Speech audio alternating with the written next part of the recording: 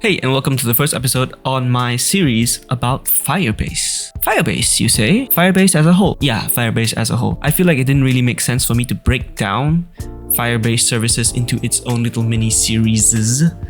So I thought, I'll just make a series and teach Firebase by building little mini projects and integrate all the Firebase services together as a whole, because that's kind of how Firebase was intended to be used. So in this first episode, I'll just tell you basically what Firebase is. You probably already know what it is, but just stick around for watch time. So Firebase is a backend as a service. Backend as a service.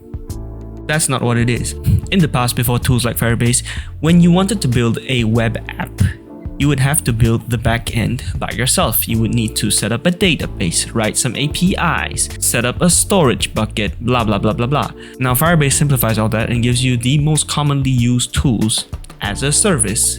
When you think about it, every web app basically just needs these simple things: authentication, storage, some sort of database, and some sort of API, all of which you can find on Firebase. With these four services, you can actually build most web apps on the internet, hence backend as a service, Firebase. You pay for how much you use. Now you might be thinking, pay for how much I use? Man, I'm just building a simple to-do list. I don't want to be paying for my backend. Don't worry.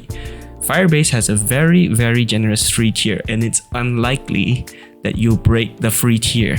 Unlikely. So don't worry about it. So since I'm not breaking this series down into multiple mini series, I'll be teaching by example.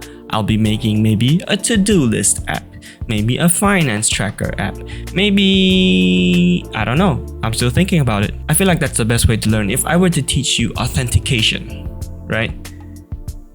Then you wouldn't really know how authentication would work together with Firestore or Cloud Functions or storage.